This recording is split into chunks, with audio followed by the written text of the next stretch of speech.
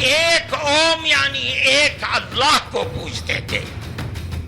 यह कहीं न कहीं अशोभनीय हरकत है। हम उन्हें भाई तो मानते हैं, लेकिन वो हमें चारा मानते हैं। तो सनातन से इस्लाम की तुलना करना अपने आप में सैद्धांतिक रूप से गलत है। उन्हें इबादत से मतलब है या उन्हें राजनीति? सर्वधर्म संभाव के मंच पर ओम और अल्लाह की तुलना के बाद धर्म युद्ध छिड़ गया है।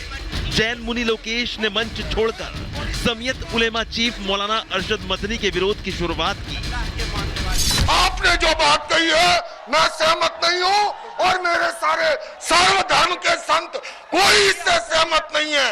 सारा पलीका लगा दिया एकता के सद्भावना के सम्मेलन को। लेकिन अब कई धर्मगुरु मौलाना मदनी के खिलाफ खड़े हो गए हैं।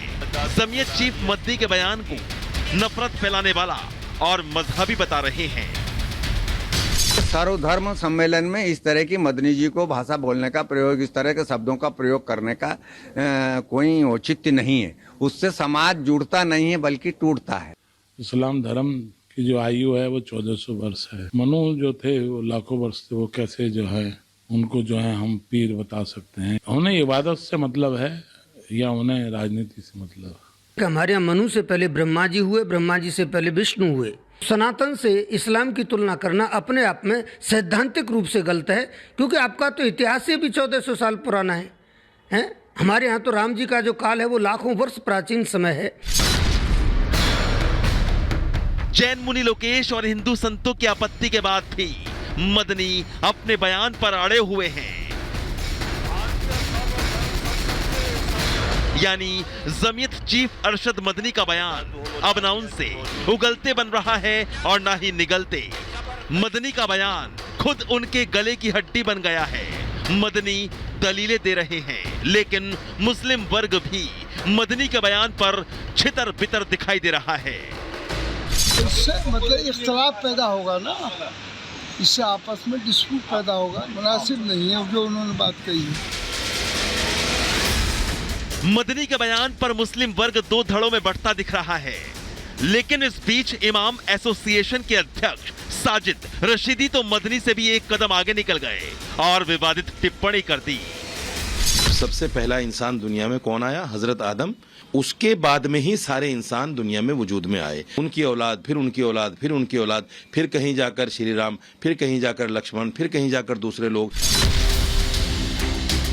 इमाम एसोसिएशन के अध्यक्ष साजिद रशीदी के इस बयान ने आग में घी डालने का काम किया है।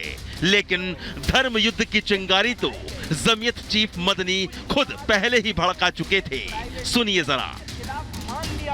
ये धरती इस्लाम की जाए पैदाइश है और सभी मज़ाहिब में, सारे धर्मों में, सारे रिलीजन में सबसे पुराना मजहब है। कई मुस्लिम धर्म गुरु ऐसे भी हैं जो अरशद मदनी का बयान का विरोध कर रहे हैं। मौलाना शोएब कासमी ने मदनी को कंफ्यूज बताया है। आरोप लगाया है कि उन्हें सत्ता की मलाई चाटने को नहीं मिल रही है, इसलिए अनर्गल बयान देकर हिंदू मुस्लिमों को भड़काने की कोशिश कर रहे हैं। महमूद मदनी हो या अरशद मदनी तो खुद भी कंफ्यूज हैं।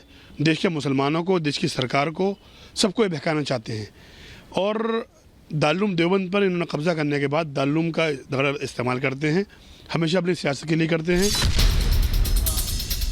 जमीयत चीफ अरशद मदनी का बयान पर संतों का गुस्सा बढ़ता जा रहा है, तो वहीं बीजेपी नेता मुख्तार अब्बास नकवी ने भी धर्म के ठेकेदारों को निशाने पर लिया है।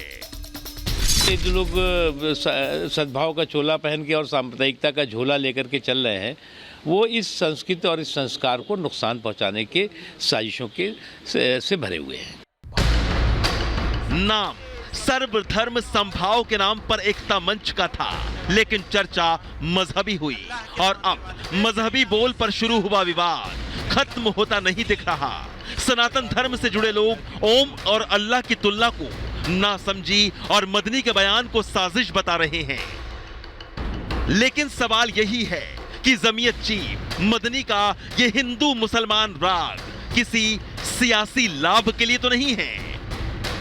Bureau report, Republic Bharat.